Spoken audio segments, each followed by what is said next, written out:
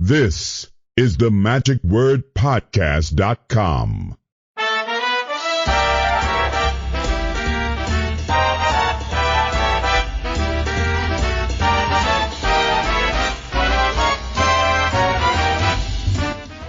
Hello, this is Scott Wells for the magicwordpodcast.com.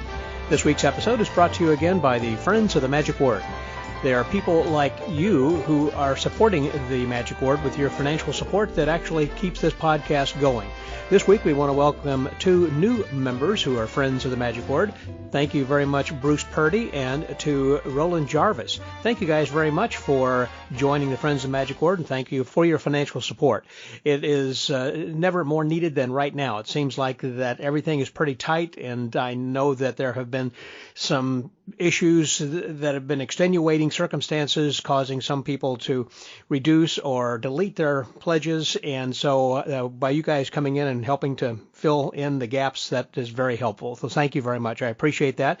And if any of the rest of you out there are interested or have the financial means to do so in these difficult times to give a little bit of extra and pledge something, you'll get some pretty cool perks along the way then also. Just go to themagicwordpodcast.com, and there you'll see a tab that will say Become a Friend of the Magic Word, and it'll give you all the information you want. Thank you very much. I appreciate it, guys. Well, this week we are going to have kind of a little mini masterclass, if you will. And let me back up just a little bit just to say that I appreciate you guys listening from week to week, and I listen to my listeners. Specifically, that I had a request from a listener who was saying, I believe that you probably have been overlooking perhaps a core market, and that is of listeners who actually do children's shows. A lot of entertainers go out and do not only birthday parties, but work for schools and youth all the time then anyhow. And I don't really sit down and chat enough with entertainers for youngsters. And so I have talked from time to time with people who actually do specialize in that, but we really haven't had, like let's say Mario the Maker. I've spoken on several occasions with David Kaye over the past where that he has been a guest of mine, kind of when we see each other at a magic convention, kind of in passing, and so we chat briefly. But we've never really sat down and talked about the inner workings of doing magic shows for children. Well, we remedy that this week. So I actually sat down and had a quite lengthy conversation with David Kaye because he's the guy who literally wrote the book, being seriously silly. And so this week he really takes the mystery out of what it is that is going on in the minds of the children whenever that you're entertaining them. And he has broken it down by their ages, and so he knows what they like and don't like, what's funny to them or not funny at certain times in their lives. And again, that's kind of pointed out in his book, and he goes through this with this, as I said, it's kind of a mini masterclass. So if you are someone who does children's magic or you're interested in performing for children, this is something that I think that you will enjoy, certainly. And I appreciate the time that David had given me to sit and chat about his favorite subject, and apparently the favorite subject of many of you as well. So please welcome my friend here this week, Mr. David Silly Billy Kaye, here on The Magic Word.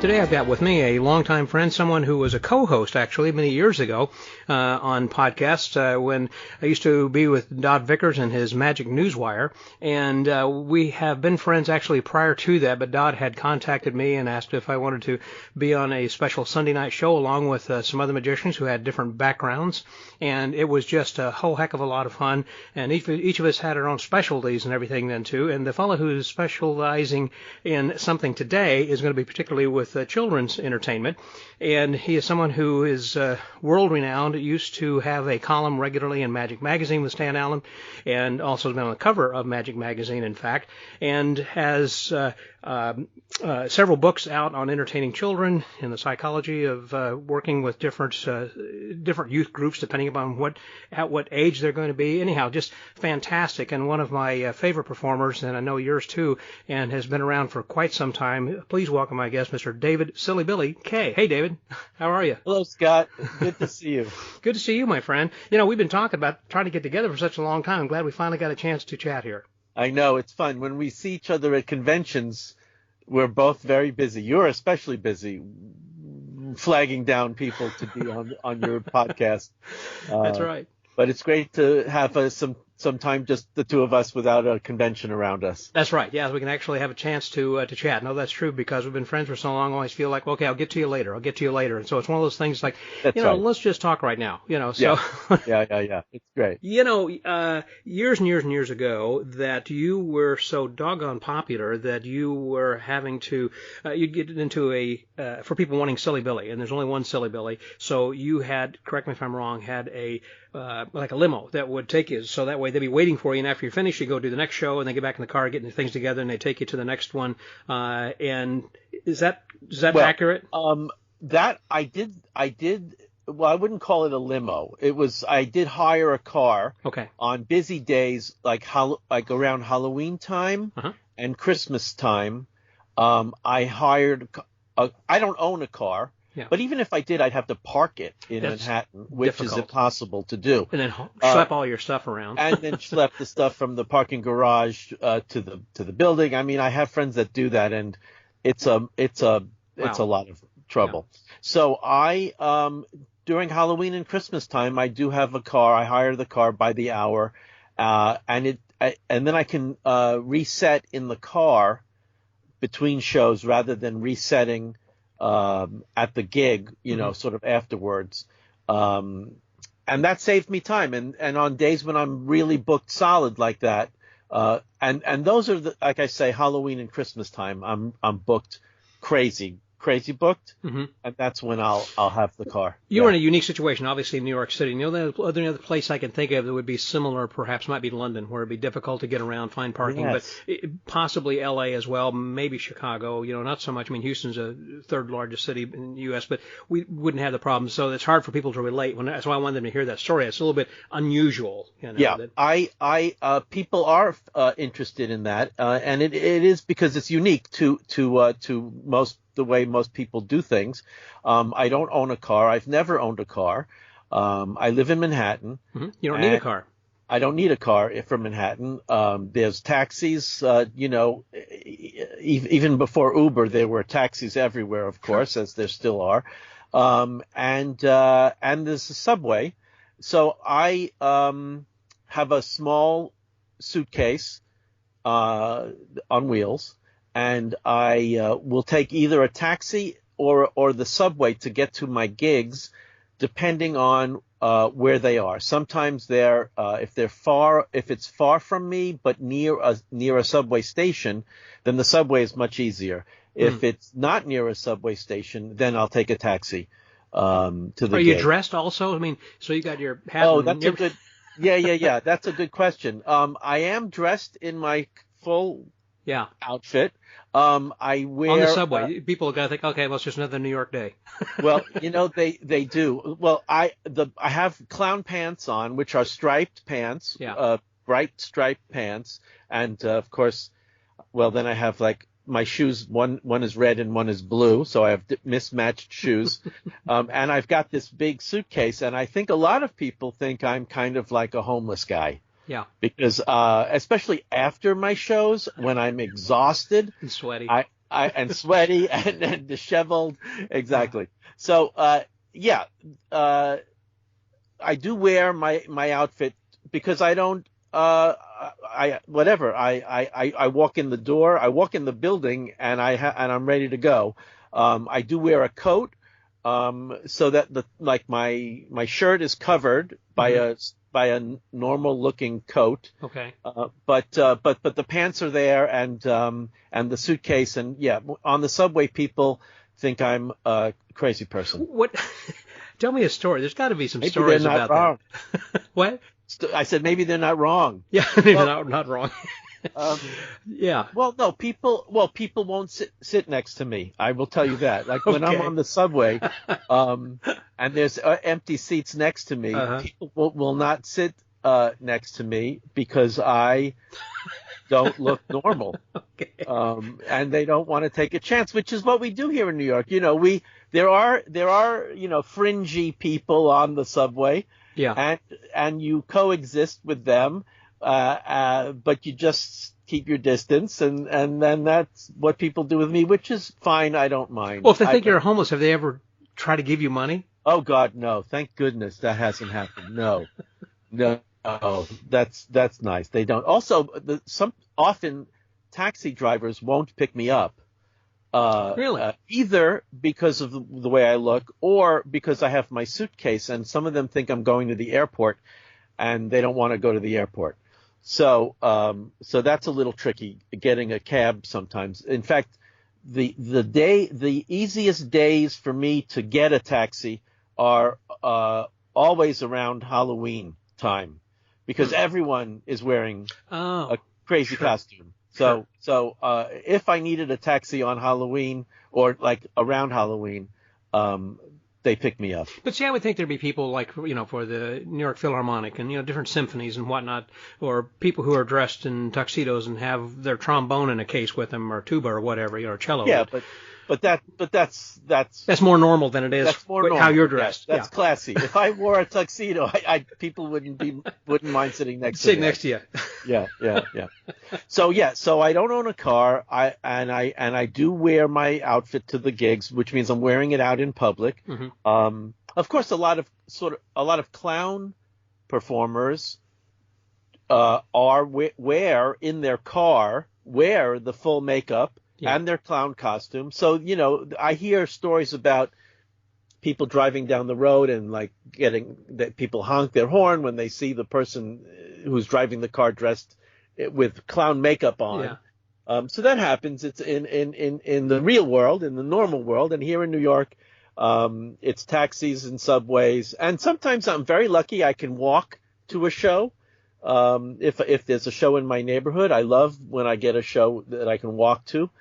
So that's really fun. I can be out and back, in less than 2 hours. I remember when Max Maven used to have more of a widow's peak, when he was in his younger days, and he used to kind of shave up into his head and everything like that. And he was always made the joke that Los Angeles was where he looked normal. Yes, I remember. That's a joke from his act. Exactly. Yeah. Exactly. And it's true. That's funny. But it's not unusual not to have a car or anything. In fact, the first time I remember hearing about that was, I think, David Roth, and talking with him about not having a driver's license. I thought, what do you mean you don't have a license? I mean, you're a grown man. And he said, well, I don't need it. And I started thinking, you're absolutely right. And plus, whenever you travel, you've got other people who are picking you up, or when you're doing a lecture, or that you've got a cab or whatever going to the hotel, and you've got your corporate client who's picking whatever. I mean, you don't really need it. So that made perfect sense. Another time I had a friend who I'd worked with many years ago when I was in college, a summer job I had, and he was from New York City, and his parents, long story short, had won a car. And some drawing on television, whatever it was. And they parked it then in their apartment. And they were paying, I don't know, some unreasonable price. It costs a lot, as you know, to park a car in the garage. And then they had to find a place to park. I think they had it for less than 6 months, and they said, this is ridiculous. We're not using it. Isn't that hilarious? Yeah. They spent. Right now it's about $450 a month to park your car in a garage in your building. Or in any building. That's just for the parking in the garage. And then you got to pay for street parking once you find the place to park. Yes. Mm-hmm. Yeah. I mean, if you're in the street, you pay, you can't find street parking. You just can't. Well, I know whenever I stay over at Michael Chout's place, there's a place near him, but they have on alternate days where they're cleaning the streets, you can't park on one side or the other. So you had to keep moving it back and forth. And That's right. And then I stayed. That's right. If you park in the street, there is this cleaning regulation. So you have to wake up at 8 o'clock in the morning and move your car. Yeah. Which it doesn't sound like much fun to me. No. I stayed over at Simon Lovell's house a few times. I say house, his garage. Actually, so I parked in the driveway. He actually rented a garage from someone, and so I stayed with him, and so I parked in the parking his That's garage. Right. You know what I mean? Yeah, it was kind of funny.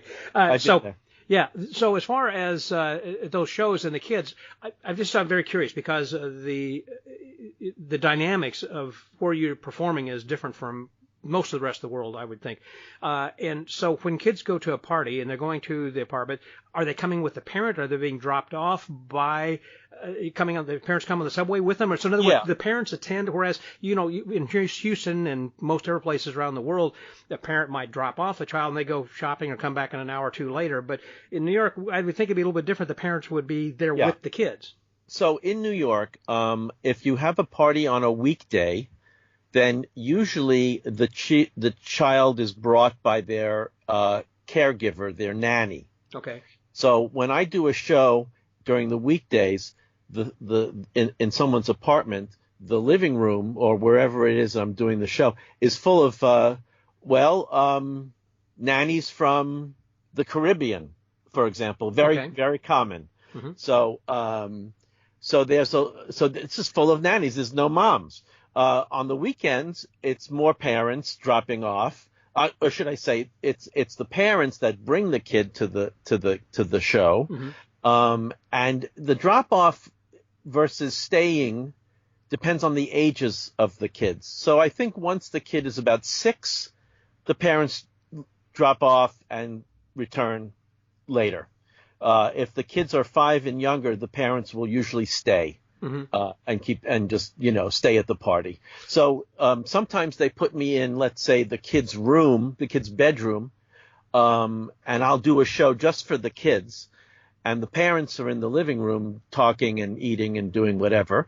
And other times we do the show, let's say, in the living room, and everyone watches all together. Of course, I prefer it that way. Do you? Because I was going to say, yeah, I'd like to have the parents kind of there because they can, if you have unruly children, the parents can kind of corral the kids a little bit easier, can't they? Yeah, that's one reason. The other is the show is funnier. My show is funnier if the parents are there because I'm making jokes for the parents. I enjoy it more personally. Mm-hmm. I just enjoy doing my show when I've got the parents in the room. I can make jokes for the parents. If it's just me and the kids, then it's just very close to the script, and it's just, it's just for the kids. But do you feel that the parents are always invested? I mean, at least some of the birthday parties and things that I have done for children, that the parents are in the kitchen. I may be in the living room in front of the fireplace and performing, and then the parents are over there drinking wine and having their own party, basically, and they're louder than the kids are sometimes, and they're not paying really any attention. And I don't like that. Yes. If they're going to be there, I like the idea where they're actually in the room with you so they can enjoy the show. That's a very good point. The best case scenario, well, A, if it's just me and the kids, B, if it's me and the kids and the parents are watching, and the worst case scenario is, like you say, when the parents are adjacent to where the show is, mm-hmm. and they're talking and eating and drinking, and they are often, I would just say almost always louder than me. Right. And it makes the performing conditions very difficult. Sure. Yeah.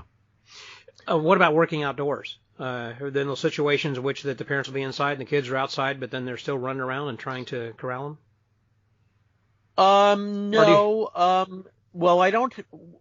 I mean, I do shows in the yeah, I do. That's what I was just going to get at. I do shows in the suburbs of New York, and in the suburbs there are houses with backyards, mm-hmm. and that would be very similar to anyone else doing a kid show anywhere else in the country. But in Manhattan, it's rarely do we do an outdoor show. If we do, it's in a public park, and because it's a public park, the parents stay very close by, because we sort of build a little community. Yeah. With the parents on the perimeter, sort of watching that the kids don't run off and that strangers don't come along. So the parents are very involved if we do a show outdoors because they have to. Well, it's a public park, so they have to watch for other strangers, people. Sure. Strangers, yeah. People coming in that are not invited guests. Yeah. But whenever you're traveling and you're just going to be limited as to the type of things that you're going to carry with you, like again when you're on the subway or going in the taxi or something, I would think that you're limited as to you really got to pack tight, know what you're going to be having. You can't bring a backdrop. I mean, whenever I would go do a show, I've got props and things and side tables and a curtain I put behind me, and everything like that. That is one of the drawbacks, I suppose you would say, to my style of doing shows, and that indeed is that I can't bring a backdrop, I can't bring tables. When I do my show, I borrow a table from the client, and of course I've done 10,000 shows, and I've never had a problem where I tell them ahead of time that I'm going to borrow a table, and there's always tables, child's play tables or a coffee table, or they have a folding table, or sometimes I use the piano bench, Sometimes I use the window ledge in someone's apartment. So yes, I can't bring a backdrop. I can't bring, in the old days, I couldn't bring a sound system. Can't bring a big speaker to a bigger gig if I had one. And I can't bring what is that called? A chair suspension. I can't bring I can't bring, and indeed, every trick I perform has to fit in the suitcase. And that can get tricky on days when I have different aged kids parties. So, because my shows are different depending on the ages of the kids at the party. So if I have a 3-year-old and a 7-year-old show on the same day, I'm going to bring 2 very different sets of tricks with me. And sometimes they are too big for my case. And so I will carry a separate sort of shopping bag to fill with some more tricks, because everything doesn't fit in the one suitcase. I know that you have different shows, and I want to point out that this is one of the better lectures I've ever heard anybody say. And I've famously said on this podcast many times that I don't consider myself to be a children's entertainer. I'm a family entertainer, but maybe more of a corporate entertainer personally where I perform. But I used to do hundreds of birthday parties, and so I do them rarely, but still occasionally. But I was so interested in hearing a lecture that you had given many years ago, and it was the basis of your book then also, in which you were talking about different ages.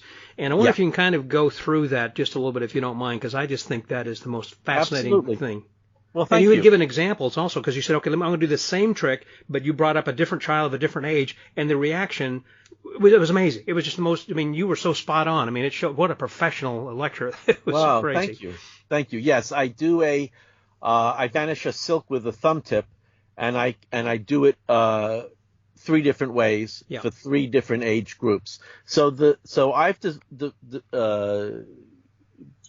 group children in 3 different age groups: 3 to 6, 7 to 9, and then 10 and up, or 10, which would be like 10 to 13-ish. Anything over 14, I think you would want to do your regular adult magic show. For people who are 14, 15, 16 years old, right. It would be more. It would look very much like your adult magic show. So for 3 to 6, these kids love silly things. Like poop jokes and fart jokes. Even. Well, no, that's later. That's later. Okay, didn't get ahead of myself. Yeah. So silly stuff is for the 3 to 6-year-olds, and that would be a lot of like if I pick up a fork and I call it a spoon, and you're 4 years old, that is very funny to you. If I do that with a 7-year-old, it's not funny. And in fact, it's almost dumb. I mean, it would backfire if you misnamed something for older kids, it'll backfire, and they will then think, oh, you're for babies, I'm not interested in your show. But anyway, getting back to the 3 to 6. So 3 to 6 is silly. They love silly stuff. They love physical injury. They love word jokes, misnaming things, incongruity if you pick up a toothbrush and call it a magic wand, that's just silly to them, and they love that. So that's 3 to 6-year-olds. And do they have to be flashy and fast? In other words, very colorful for that age? A lot of silks and things, and then quick to the point. There is a lot of visual magic for that age range, because visual colors and props help hold their attention, and at that age range, their attention is hard to hold. They just lose they get distracted very easily. So and that's one of the reasons I actually set up my props on the table that I borrow. I set up the tricks ahead of time, all visible at the same time, as opposed to like bringing out one trick, doing it, putting it back under my suitcase table. So I lay out all the tricks, and I like the set to be very colorful because it helps hold the kids' attention. I've heard that philosophy, different ways of agreeing with whether that you should put everything out so that way everybody says, oh, that he hasn't done this yet. If he finished the show short or that whatever. On the other hand, that if you pull things out one at a time, put them back up, then it makes for more of a surprise as opposed to, I wonder when he's going to get to that one. So you're saying that that's better for the younger children to have them all out, and but for the older ones to have them one at a time you pull out for the surprise. Well, no, it's not what I'm saying. Oh. I would actually say that I prefer that style, my style of putting it all out visibly for all ages. I do, because every age, I do like it when the kids think to themselves, oh, that one looks good. I can't wait to do that trick, and I can't wait to do that trick. And I'll tell you, if I have the trick visible and I don't end up doing the trick in my show, then and the kids ask, hey, do that. You didn't do that trick. I say, well, I'm going to save that trick for the next time. And so there's, it gives them something to look forward to when they see me again, or if they see me again, or maybe it encourages them to want to see me again in order to see the other tricks that I didn't do. So that's my. There is a debate about whether you have everything out or whether you bring them out one at a time. I think. Well, I like my style. That's why I do it that way. But if you have a suitcase table, if you work out of a suitcase table, you really can't. There isn't enough room on the top of that case to put everything, to bring everything out. I know it's true. So it's just it's also a function of whether you use the suitcase table or whether you're, let's say in a theater. And if I'm in a theater, I have a big table and which I borrow, and I put all the tricks out so that it's very pretty. And how do you keep that age group of children away from coming up, particularly when you have everything out, let's say on your piano bench, because it's about their height and they're going to want to come up and fiddle with stuff? Yeah, I got to tell you, I don't have trouble that. Really? I don't have that problem. I hear very often that people have the problem of the kids rushing the stage and grabbing the stuff. I just don't have that problem. Maybe I did when I first started, but I can see if that's going to happen, I can see it way before it happens. I can see I know the kids, I can tell the kids that are going to want to do that, which is why I have them sitting on the floor with their legs crossed as opposed to sitting on chairs. If they're sitting on chairs, then then I don't see the get ready for them to attack, because they're almost in attack position. If they're sitting on a chair, they're very, very close to being near my stuff and grabbing. If they're sitting on the floor with their legs crossed, then they have to sort of get ready, which means sort of stand up and get on their knees, and then the preparation for the jumping and attacking, I can see that a mile away. So, I've been using a loadable for years. I started with children's parties and realized that it was the parents who would come back and say, enjoyed the show, but then they start peeking in the loadable and realized that I was fooling them with the loadable, and then later started doing that in my stage shows and for corporate shows. And so I still use that. In fact, my picture that was hanging at the Magic Castle was me using a loadable. So I continue to use that. But when I do children's parties, like at the museum or something here in Houston from time to time, that children will rush up because it's the familiarity, because I keep doing it over and over. And by about the second or third time, 2 or 3 kids will get up, and then the rest of them will start coming up because they want to look in there. It's like, stay back. Well, that's the thing. That's exactly what happens. That's the exact method that this thing happens to people. One kid gets up, then a second, and then they all attack. Right. Which is why you have to keep that first kid from getting up. And how do you do that? Well, with a whip or no. Honestly, I see it a mile away. I can see which kids. Like you say, when they prepare, they get uncross their legs and everything. That's when you say, no, stay down. Yes. Okay, and that, as it turns out, is a lot of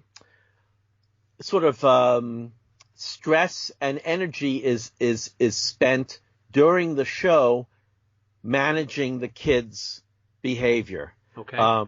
Doing a show for kids for me is very exhausting. but not as much from doing the tricks as it is from just managing their behavior. Because if I'm in a theater, I can do a show and I am not as tired as if I've just done a birthday party in someone's living room. Mm-hmm. That really exhausts me because I'm spending a lot of energy keeping the kids seated. Yeah. So anyway, I can see it when I bring the kids over and I say, okay, it's showtime. Everyone come over. Let's start the show. Then the kids who run to the front, who sit in the middle of the front row on the floor of the living room, those kids are going to be the bad kids. Those kids are going to be the trouble kids. So that's your first tip off, is that they run and sit in that prime location. And then I during my warm up period in my show, I'm watching all the kids and I can see which kids are potential getting up kids. Problems, yeah. Mm-hmm. Yeah, potential problems.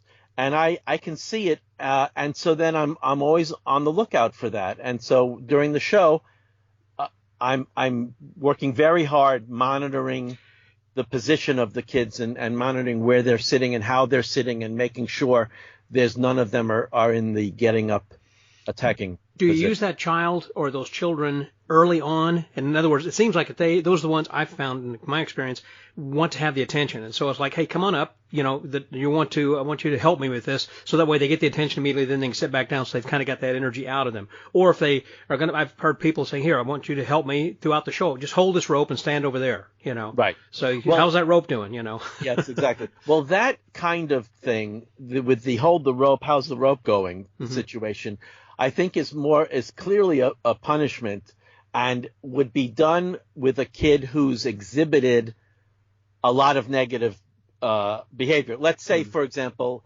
look, if the kid is sitting, I'm not going to single him out if he gets up, if he does in fact gets up a lot, if he does in fact get up a lot during the show, then I have to resort to using him in a trick or giving him that job where he's standing on the side holding the rope, for example. I don't do that because it rarely gets to that point in my show. Okay. But no, I wouldn't do any of that stuff unless the kid turned out to be particularly problematic. But what I'm referring to is looking for clues ahead of time before the child becomes a problem. But do you use that person early on also? No, I wouldn't do that. Okay. Well, at birthday parties, I only use the birthday child. Do you? Yeah, that's like my throughout rule. The whole show. Yeah, throughout the whole show. Huh. I want the kids in the audience to learn that if they want to help in the show, I have to be at their birthday party. Ah, clever. So that's why, it's all about, it's marketing. Exactly. And, if you're lucky enough for one of the kids to go to verbally out loud say, hey, how come you didn't pick me? Then you literally say, well, at your birthday party, you get to be the helper in all of the tricks.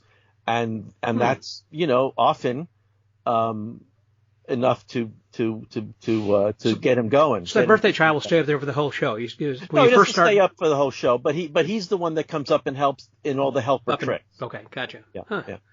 So okay. I want to go back to the ages. Yes, I say I got sidetracked. So you say 6 to 9 is one age. Okay, 3 to 6 is silly stuff. 7 to 9 is sort of the bodily functions category. Two things happen with 7 to 9s. First of all, they start segregating by sex. So if you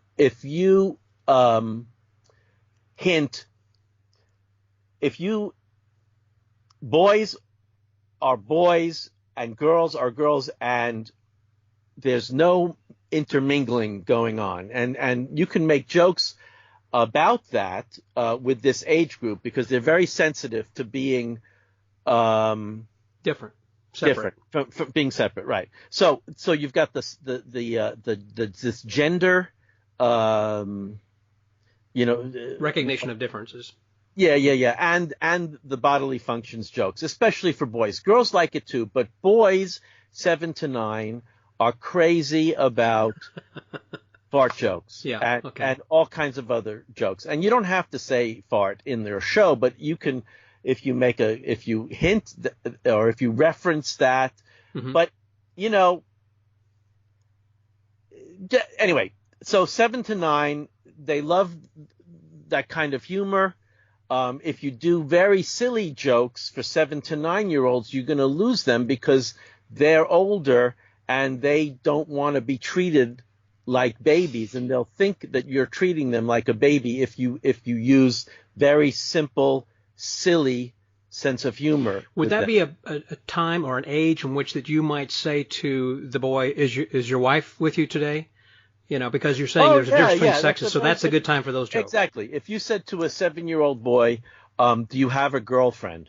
Yeah. That is going to get the biggest reaction from that boy.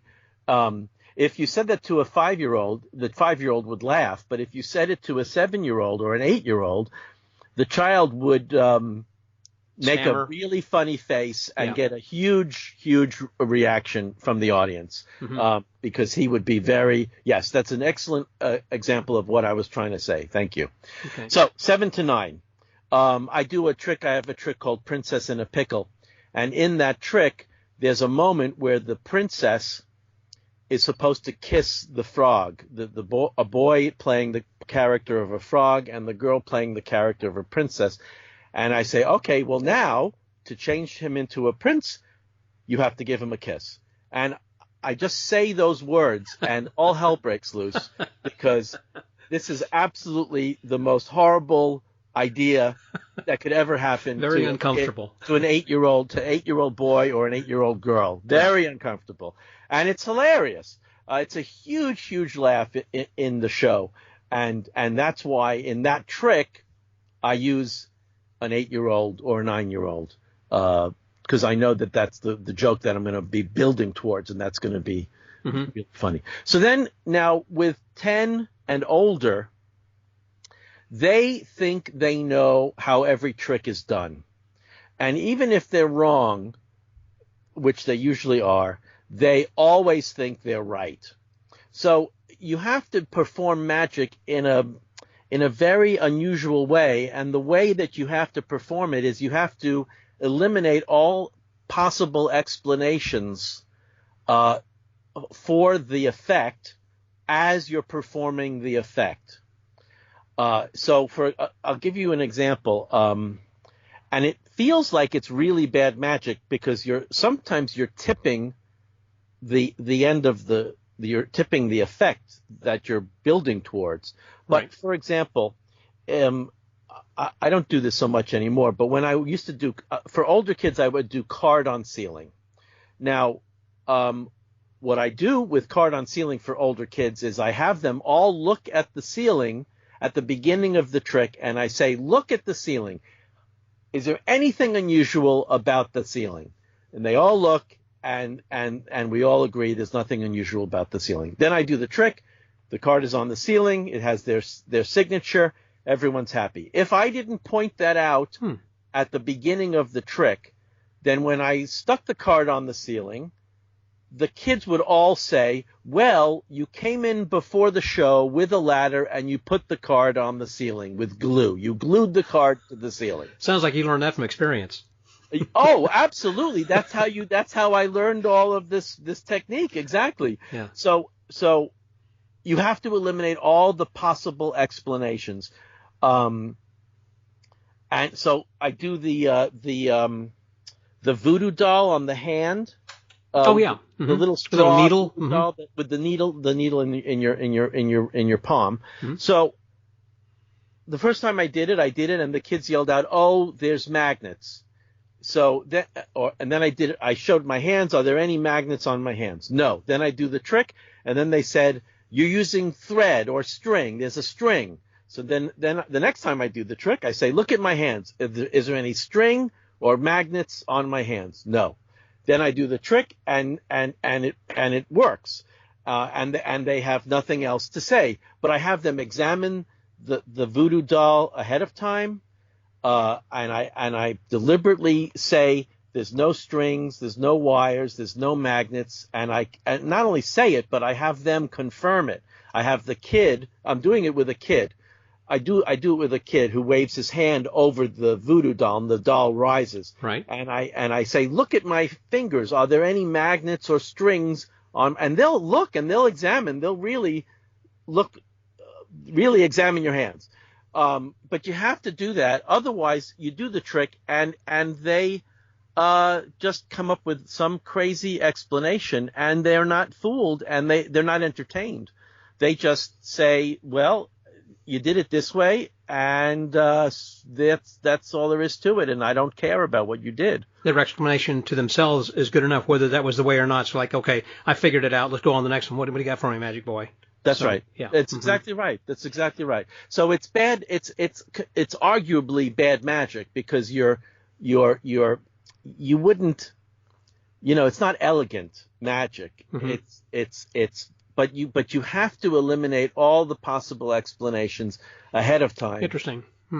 Yeah. So the 3 to 6, 7 to 9, and then 10 to 13, 14. By the time, and they're these 10-year-old kids. Well, going back just a second, for the younger ones then too, at what point do they stop saying, oh, I've seen that one? Years ago, whenever that the kids would always say, oh, I know what this is going to happen. There's going to be candy here. It's going to be this or that, or he's going to have goldfish, whatever it is.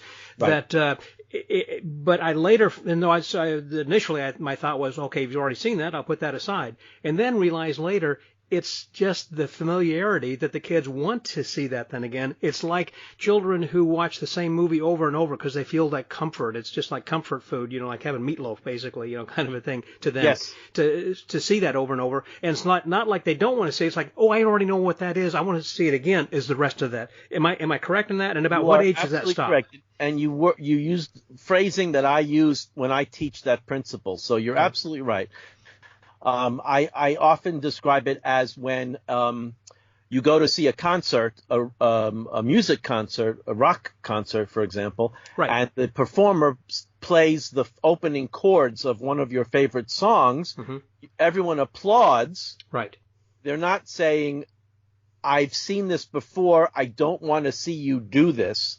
They're saying, I've seen this, I know this song, and I'm excited to see you perform it for me. Right. And that's what kids do.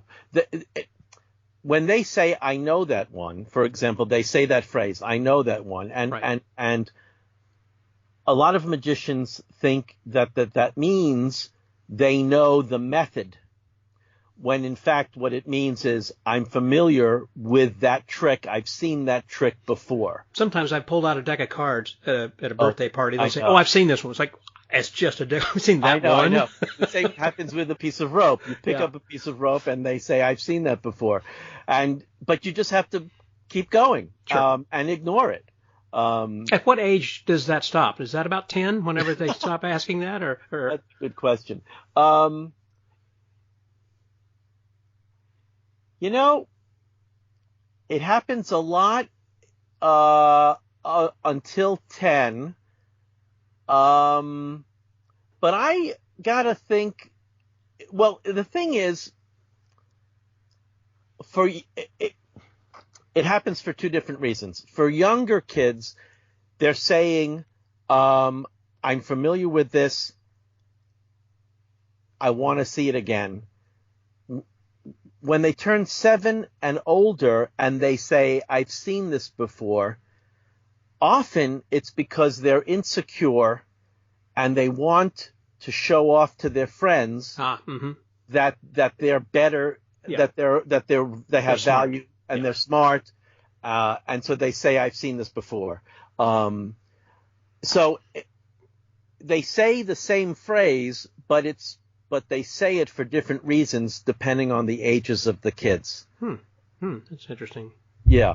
And the older kids, I think 10 and older, probably don't say that. And if they do, they say, oh, I know this trick, or I've seen this trick, but they're not as judgmental as an 8-year-old would be. An 8-year-old is really insecure and really wants to show off that he knows something that maybe his friends don't know. When they get to be in the teens, it seems like that also gets to be a too cool for school kind of a thing, that they don't want to be made fun of or to be made a fool of, certainly. Not that you're trying to do that at any age for any kids anyhow, but that's, I think, how they might perceive magic, and they don't want their friends to see them being put in a position where they're trying to impress a girl, and then they can't figure it out or something. So you mentioned 10 and above, but I would think there'd be another split somewhere in the teen years. Well, there is. That's what I was saying. I'd say about 14 and 15, you would do the same show that you would normally do for adults. Good, strong magic. And mentalism even. And even mentalism, exactly. Oh, that would be fantastic. But good, strong magic for that age. When I think about those teenagers, 14 and older, I don't think of them as children. I think of them I just would perform tricks out of my adult act. And treat them, and then and what you'll end up doing is you'll be treating them like adults, because you're doing your adult show, right? And they will really respect you for that, and they'll love it. They'll probably respond more like an adult if you treat them like an adult. Basically. That's right. Yeah, that's right. Yeah. So in some of the old books, in the old kid show books, like from the 30s. The authors will divide the kids into 3 age groups, but they skew older. So they make it sound as though you can do silly stuff for kids up to 8. So that instead of 3 to 6, 7 to 9, and 10 and up, they skew it. First of all, in the old books, they would never in a million years do magic for 3 and 4-year-olds. It's just not. They don't write about that. It's not even a. So their young group, the silly group, is like 5 to 8, and then the next group is 9 to 12, and then 12 and up. So what I'm saying by this is that over the last 100 years, the younger kids have grown up faster.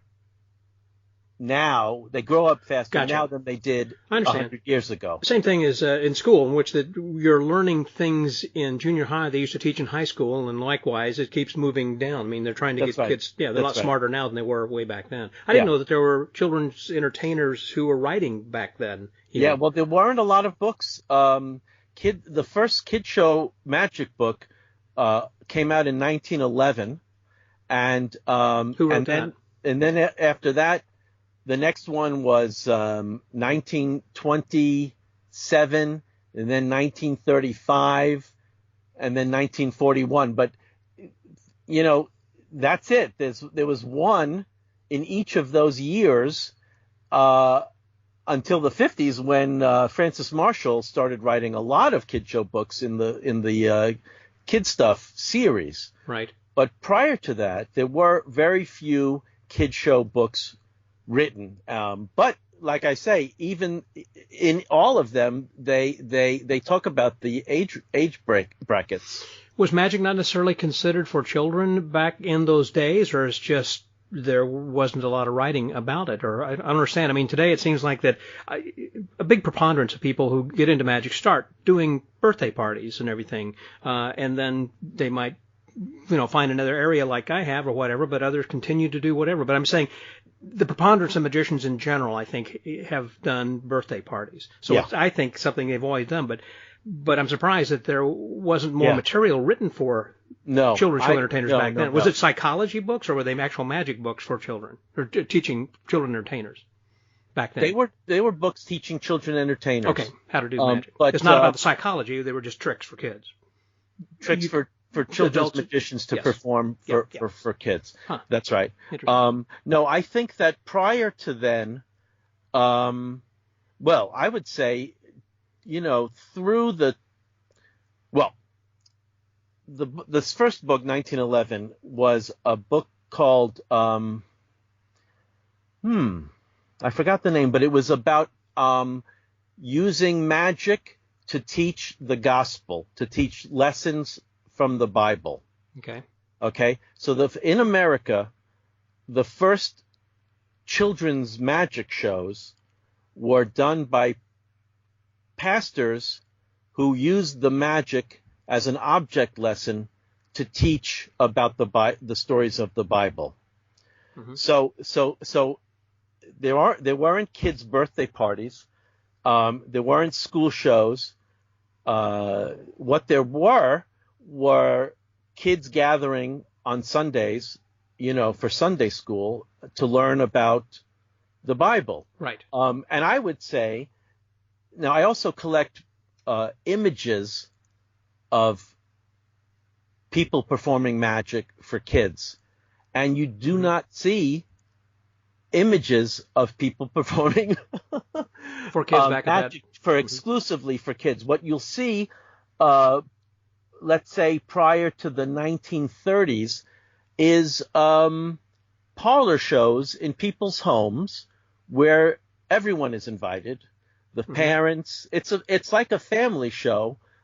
Parents and kids and cousins and grandparents and families performing, seeing a magician come into their parlor, performing a magic show for the family. Mm-hmm. Rarely do you see images of a magician doing a show just for kids only. See, the earliest that I can remember for children's entertainers would be those, I don't know what you call them, but they're felt boards, which they would create animals or scenes or things, and then they would morph into something else. It's kind of like a chalk talk show, yes, but it was using a felt board with different color. You know what I mean? Yes, I do. Yeah. What about? Well, that was just more for children. I mean, that seemed to be more, although it was magic, I always thought of that. It seems like there might have been even on the Sherry Lewis show when I first saw that or something. Of course, little puppets and things, that kids, I would imagine that some of the pictures you may have seen, they did use vet figures, for kids. Well, but that's still, if anything, that happened in the 40s, starting in the 40s. I don't see that as having happened sooner. So magic really was in the streets as far as way back when, of course, cups and balls and everything. And then when it came into the homes, it was really still more for adults. And sometimes then the children would come in, and then little at a time, it kind of said, okay, well, let's just have it just for the kids because, okay. Well, yeah, but that didn't really start. The first non-religious magic book of children's magic was in 1927. A guy named De Vega from Scotland printed several small little folded pamphlets, and they were the first time that the props were specific for kids. So back in the teens, in the 19-teens, when pastors were performing magic for children, they were using standard magic props, like a dove pan, like Chinese sticks, like I don't know, but other standard props. And it wasn't until in the 1920s when this guy wrote this book that we see tricks that were specifically designed for children's audiences. Wow. Interesting. Yeah. Now, your book that kind of highlights what we've been talking about over here, what's the name of that book? My book is called Seriously Silly. Seriously Silly. That's right. Yeah. And I have a chapter in the book about the history of children's magic. So if anyone's interested, it's there. Okay. And I know that has sold several times, that you've had to have reprints on that. That's been out for a while.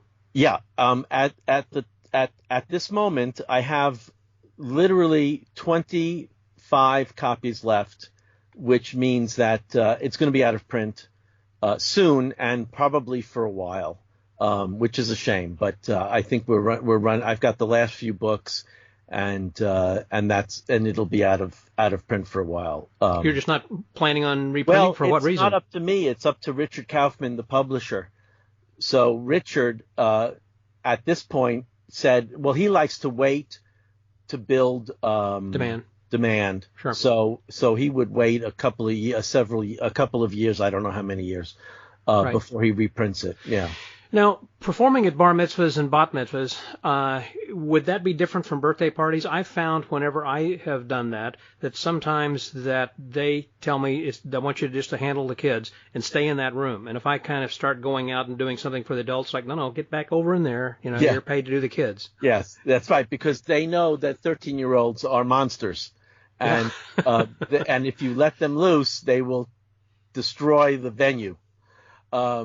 And so, well, I don't do a lot of bar mitzvahs.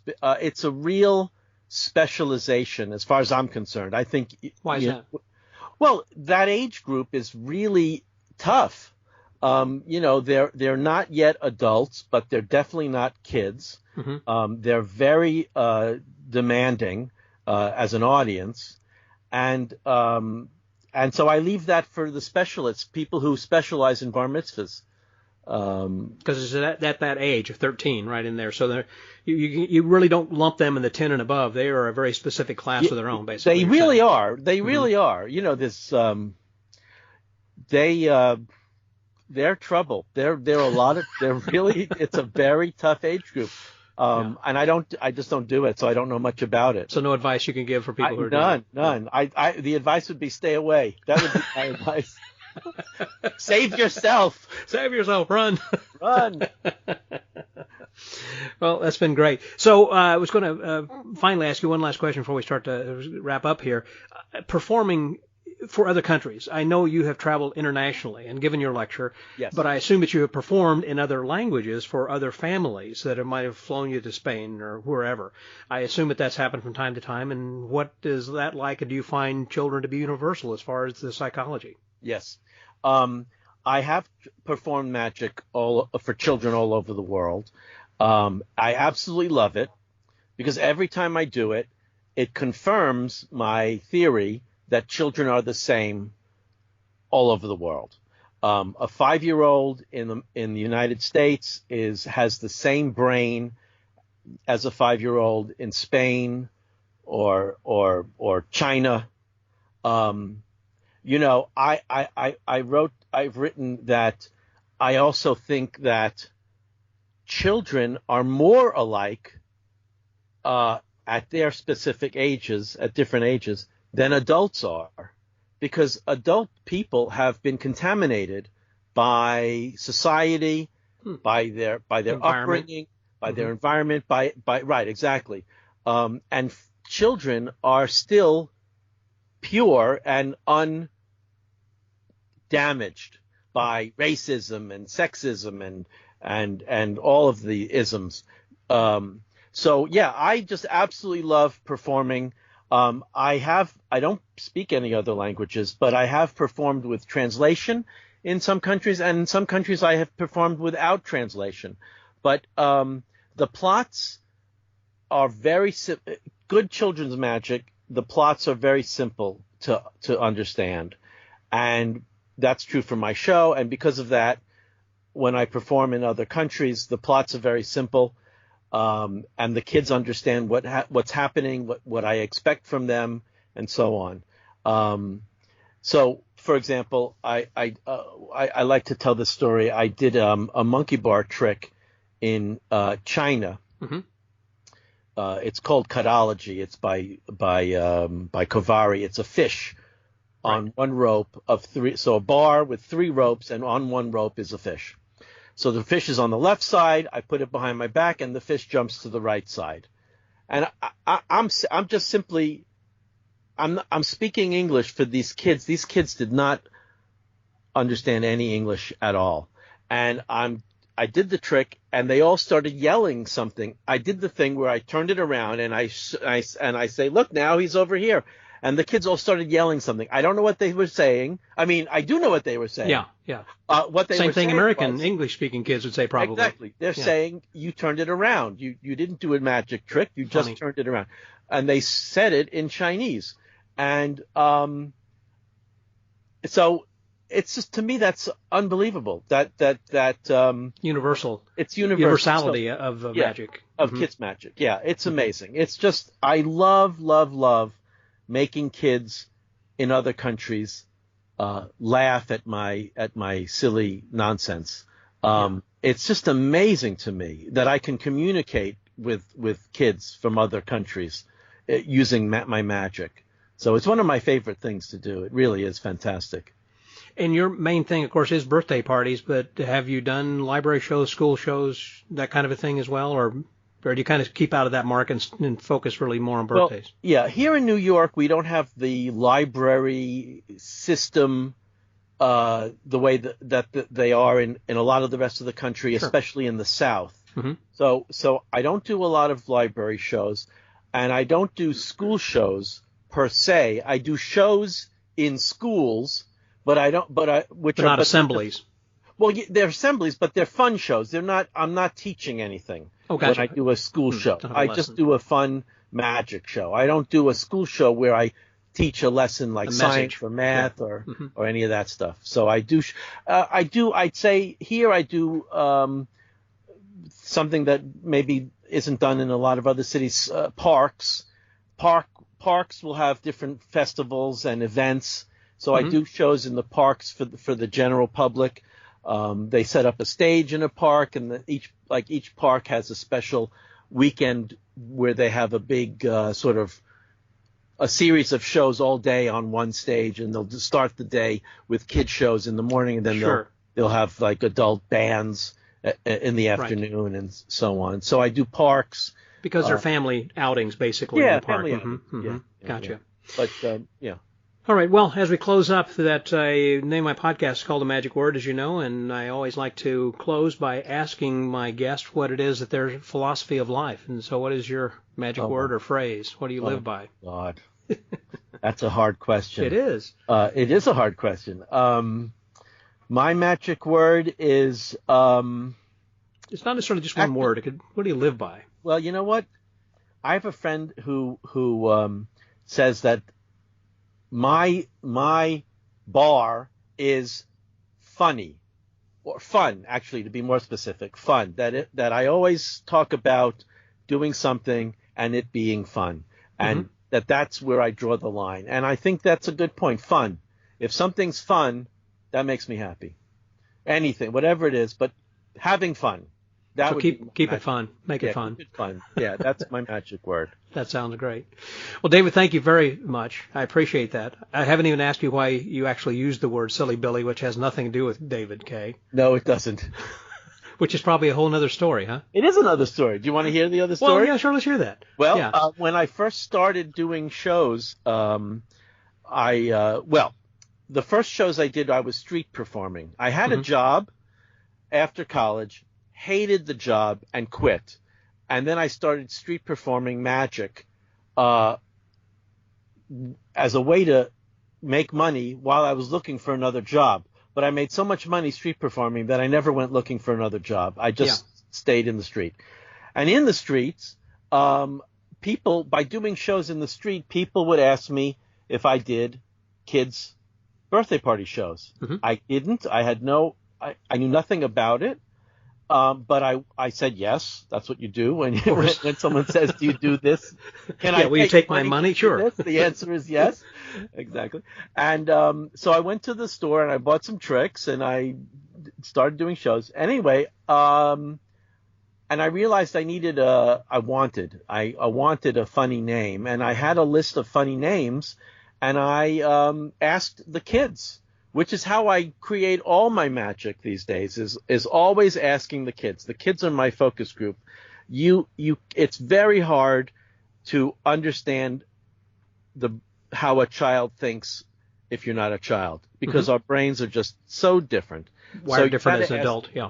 So you got to ask the kids. So I had a list of 3 names, and I asked the kids what name they liked best, and hands down, Silly Billy won. And so I started calling myself Silly Billy, but the kids chose it. But that was a selection you had given them. Here are some names, and that's one that they voted for the most.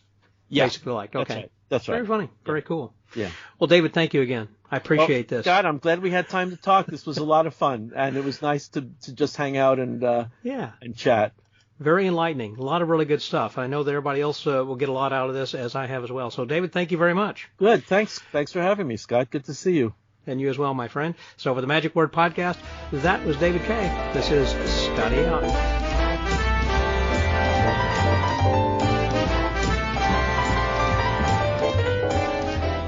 Wow, thanks very much, David. That was really a lot of information packed into just this quick hour that we were able to spend there together, and it was, again, kind of like a mini lecture or a little bit of a workshop. So I appreciate you giving us that info and sharing it with the community here.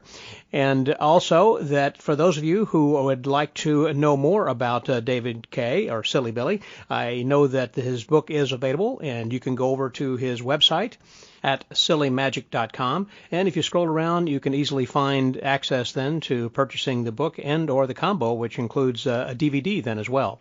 Well, thanks again, David, and thank you, listeners, for tuning in this week. We've got some more great conversations coming up in future weeks, and if you subscribe to our pod letter, then you know who's coming up from week to week, plus you receive some information and suggestions from our archives of some of our guests that perhaps you may have missed, or if you did hear them, I suggest it's worth going back and taking a second listen.